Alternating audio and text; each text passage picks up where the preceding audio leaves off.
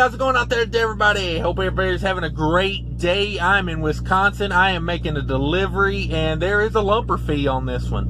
And I'm going to talk about lumper fees today for a couple reasons. Number one, because I put out a video about a year ago explaining lumpers. I thought I explained it really well, but apparently I didn't, because I still get a lot of comments that are like, I can tell by the comment they don't understand the situation. So I'm going to break this down super simple today, and it's also on my mind because, I'm making a delivery with a lumper fee. And I also heard another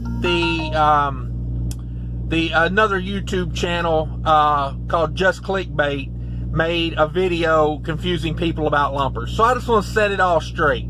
And so anyway, let's talk lumpers. All right, I'm going to break this down super simple. I'm going to try to make this a really quick video for you because I know you got things to do. So let's get to it. Number one, distribution centers. Let me explain a little bit about a distribution center. They have two main areas of a distribution center. Number one is the dock. Number two is the warehouse. They're like separate things. If you ever worked at a distribution center or a warehouse, you'll know people either work the dock or they work in the warehouse. It's kind of separate. And I know a lot of people don't understand distribution centers because back in the day, most people that were in trucking, like when I went through trucking school, most of the guys there had worked jobs like warehouse jobs, manufacturing jobs. So they kind of understood the layout of a warehouse distribution center. Nowadays, I think more people are coming in from other types of like office jobs and, things like that. So I'm not sure they understand, how it all works.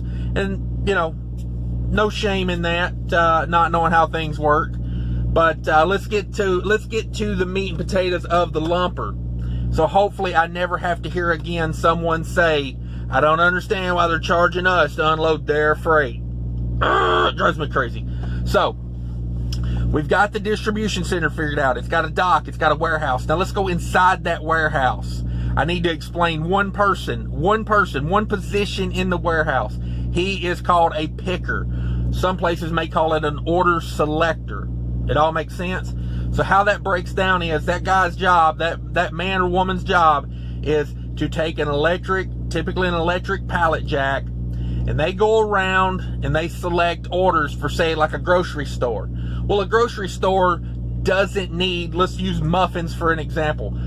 A grocery store doesn't need an entire pallet of muffins. Say they want blueberry muffins, they want chocolate chip muffins, say they want both. But they don't need a pallet of each. They may want 5 cases of each. So the order selector goes to the position, because every distribution center has a place for everything and everything in its place.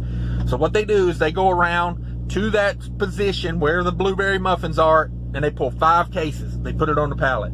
They go down the line to where the chocolate chip muffins are. They take 5 of them off. They put them on the pallet. And then they fill the pallet up with the rest of the things the grocery store needs. And then that pallet is taken to the grocery store. All right, so we know what an order selector does. They go around and they select the product for an order.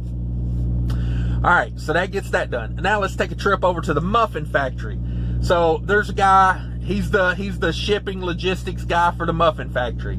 And the distribution center has told him that any pallet you send to us cannot be more than 3 foot tall, because our shelves only can accept a 3 foot tall pallet. So when our order selector comes around, that position where the muffins go is only 3 foot tall. So you can't bring in pallets that are more than 3 foot tall. And also, we don't want mixed pallets. If you put a pallet together that's got chocolate chip and blueberry both on them, we don't want that, because what's going to happen is we're going to get confused when we select the order. So we don't want them mixed. Okay, so the guy at the muffin factory says, okay, well, I'm sending out a load of muffins. Well, he realizes to get all the muffins on the truck that are only 3 foot tall pallets, it's going to take 2 trucks. And for round numbers, let's use $1,000. Let's say each truck of muffins to the warehouse, the transportation of it cost $1,000. So instead of sending 2 trucks, he says, well, what if I stack these pallets 6 foot tall?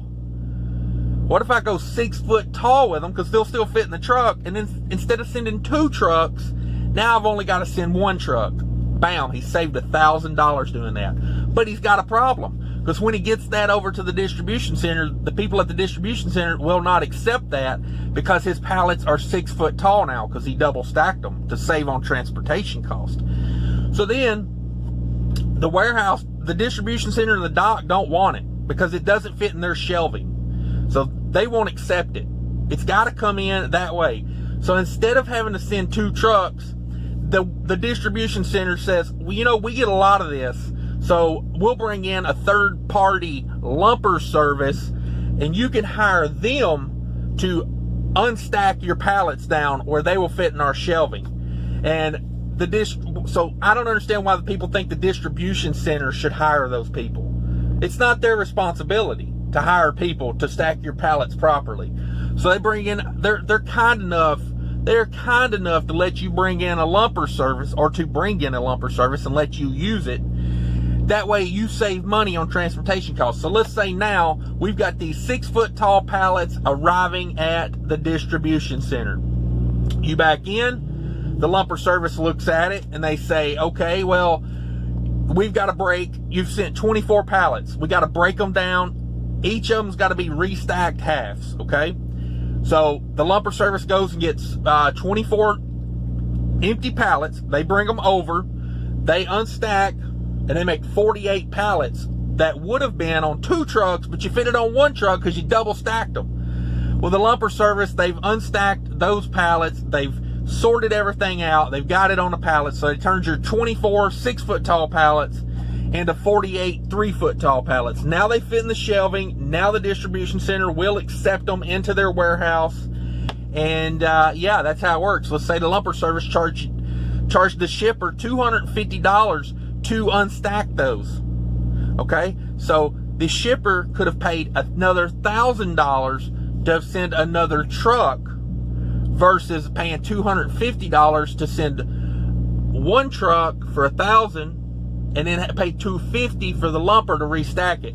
So instead of the total transportation cost being $2,000, now you've spent, instead of $2,000 on 2 trucks, you've spent $1,000 on 1 truck and $250 on lumpers. So your cost of transportation for the muffin factory went from $2,000 down to $1,250. And that's how lumpers work.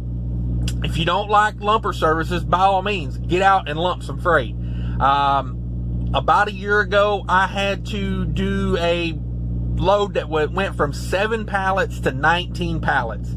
It was all mixed. It was in a 10-degree warehouse. It was not a fun situation. Yes, I got paid for it, but I didn't want to do it. The thing of it was, the lumper service had went home for the day, and I showed up after the lumper service got there. I lumped it. I didn't want to do it, but it was rough, let me tell you. So if you're going to complain about lumpers, and a lot of times if you've got a mixed load that's mixed really bad, it takes a long time to break that down. Like that 7 pallets into 19 pallets or whatever it was rough, because when that lumper gets the sheet, it tells them you put 6 boxes per layer or whatever, how many ever per layer, and you can't go more than like 4 layers tall. So I would build a pallet, I would put 6 boxes 4 layers high, and then I'd get another pallet and start over and build them again. So it takes a lot of time to sort all that out. So that's why lumper services take so long. And number 2, they take a long time because if you're in a really cold or a really hot warehouse, by the end of the day, you don't work as fast as, you probably would. So cut them a little slack. They're doing a job, so you don't have to do it. You're not paying for it. And ultimately, it's making the cost of whatever product cheaper doing it that way. So I don't see why everybody's complaining. But that's as simple as I can make lumpers. And I appreciate everybody watching. Hit that share, like, subscribe button for me. Until later, take care of each other. Bye.